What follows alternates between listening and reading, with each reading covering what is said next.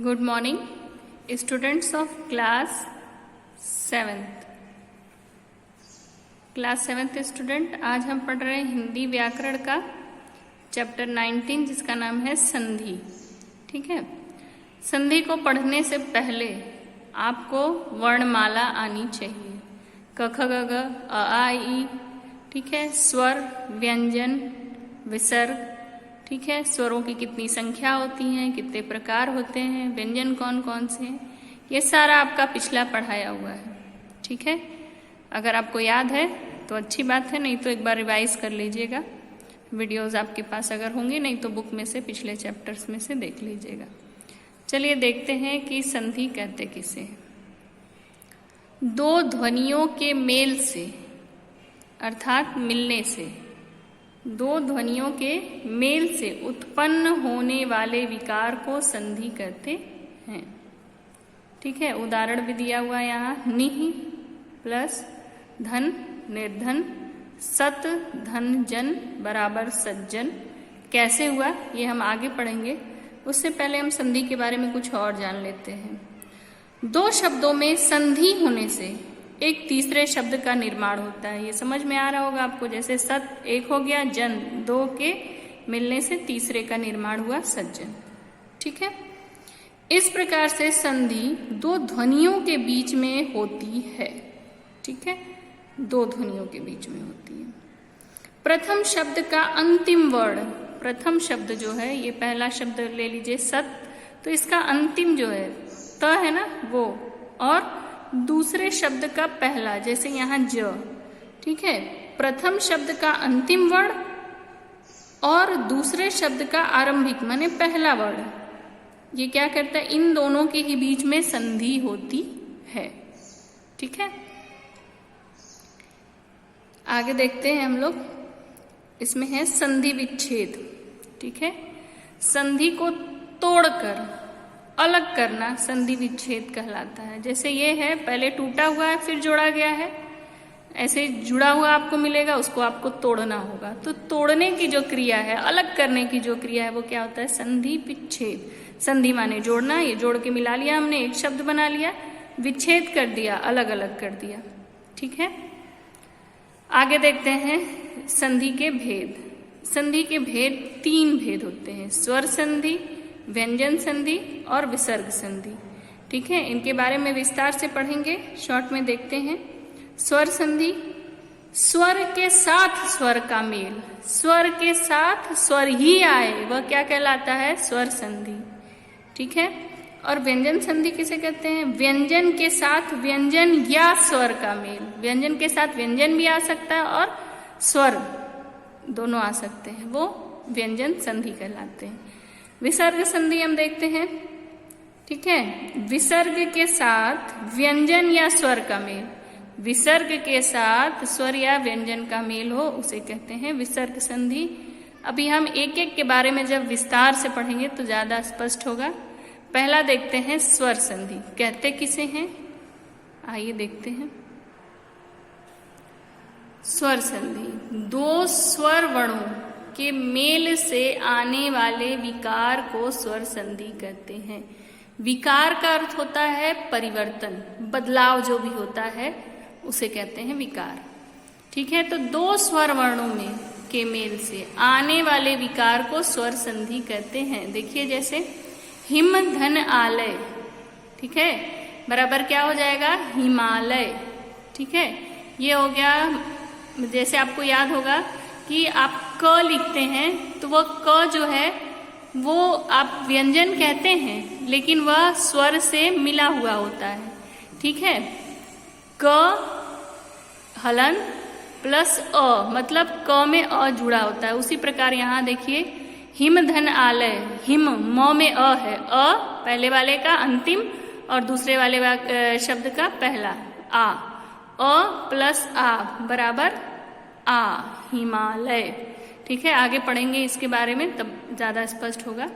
स्वर संधि के 5 भेद होते हैं, इसमें वो स्पष्ट हो जाएगा। ठीक है, स्वर संधि के कितने भेद होते हैं, 5 भेद होते हैं। दीर्घ स्वर संधि, गुण स्वर संधि, वृद्धि संधि, विद्धि स्वर संधि, यड़ स्वर संधि और अयादि स्वर संधि।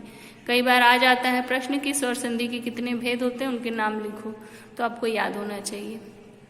ठीक है, पहला देखते हैं हम लोग दीर्घ संधि। ये इसी का उदाहरण है दीर्घ संधि का, इसलिए इसको हम यहाँ पर स्पष्ट कर देंगे आपको।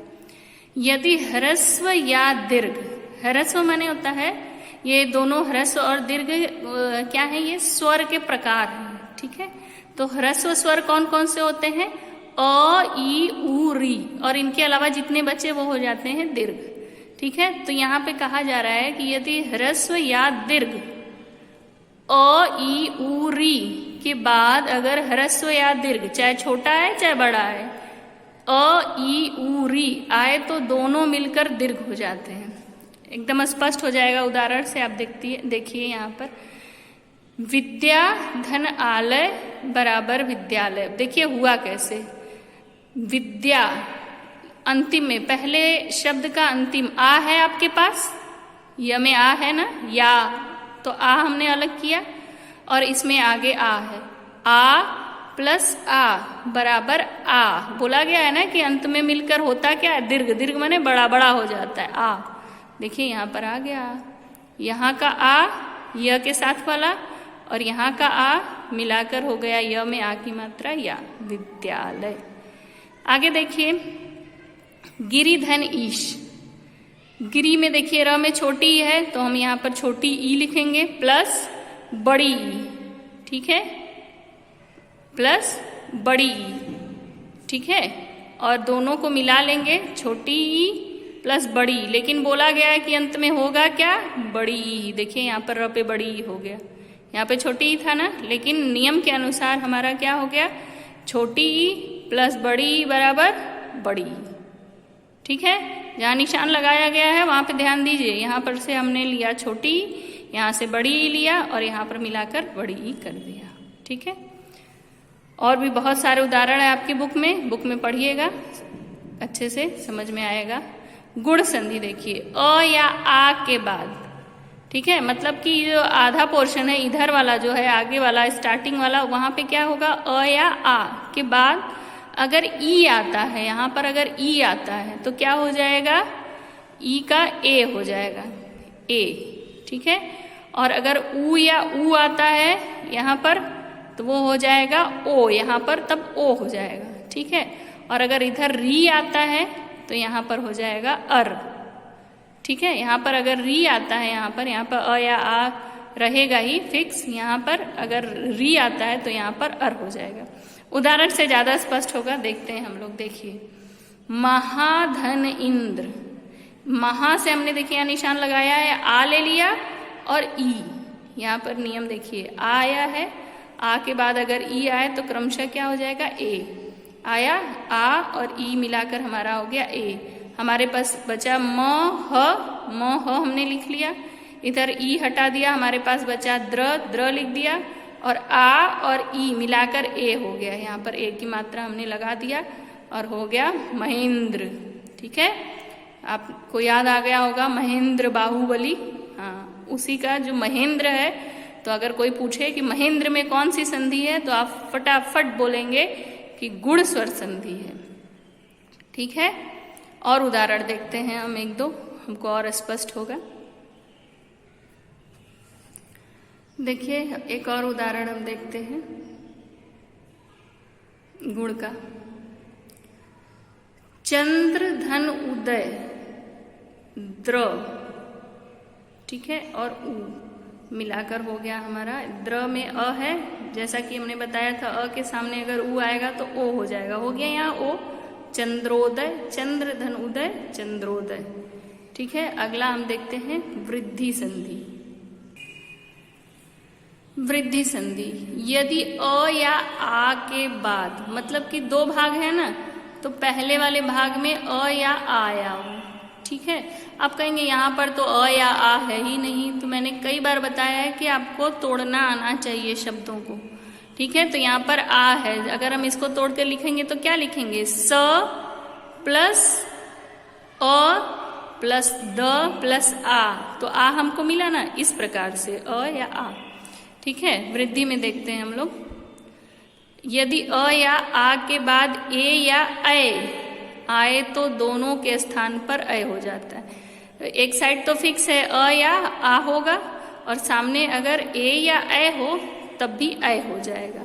और एक तरफ अ या आ तो फिक्स है, दूसरी तरफ अगर ओ या औ है तब भी क्या हो जाएगा, औ हो जाएगा। देख रहे हैं आप लोग, औ। उदाहरण देखिए, अच्छे से स्पष्ट होगा। सदा धन एव, आ ए अय, सदैव हो गया।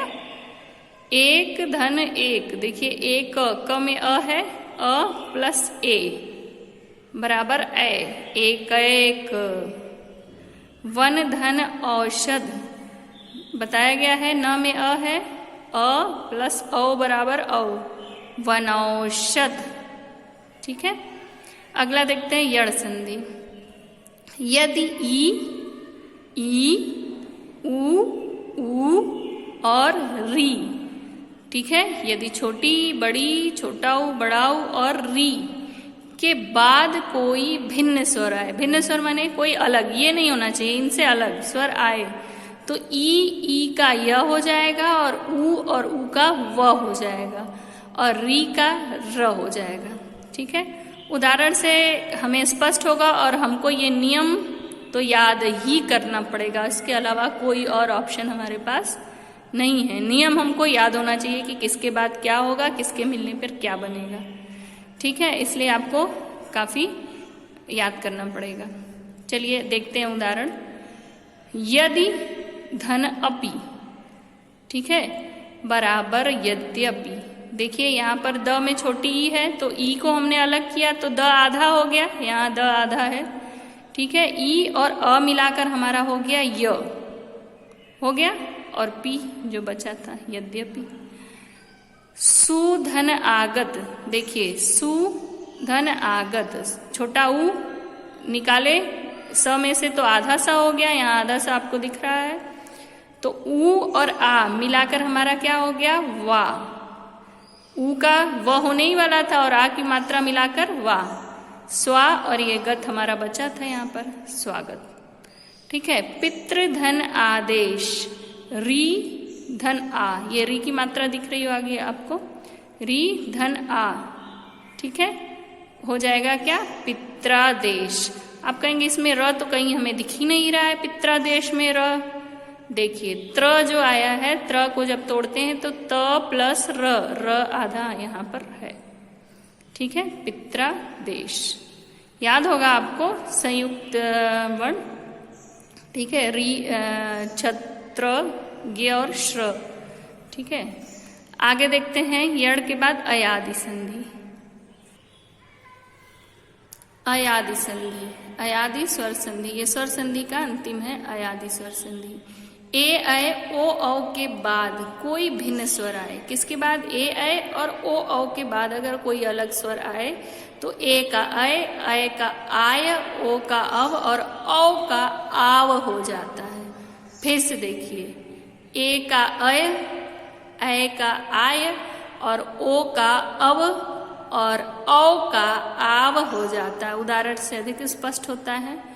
ने धन अन, ने ए धन अन, नयन। ठीक है, देख लीजिए, अय हो गया, न में अ हो गया। ठीक है, अय। गए धन अक, अय यहाँ पर बताया गया है आपको, अय। ठीक है, आय हो गया ना, गायक, आय, ग में आ, य, आय आ गया यहाँ पर। ठीक है, गायक उसी प्रकार से सेम है नायक का। नय धन अक, ए और अ बराबर आय, आय आपको नहीं दिख रहा है, न में आ की मात्रा अलग करेंगे तो आ होगा ना, न प्लस आ और यह आय। ठीक है, वैसे ही देखिए, पौ धन अन, औ धन अ, औ धन अ। देखिए, पाव, आव हुआ ना यहाँ पर, आव, पौ का औ का आव, प को अलग करेंगे आ व, आव। ठीक है, पावन। ठीक है, इस प्रकार से हमने आज पढ़ा संधि, संधि के प्रकार, स्वर संधि के 5 भेद। ठीक है, इसको कई बार देखिएगा, आपको स्पष्ट हो जाएगा वीडियो को। ठीक है, कम से कम 2-3 बार इसको समझिए। आज की कक्षा हम यहीं पर समाप्त करते हैं। धन्यवाद।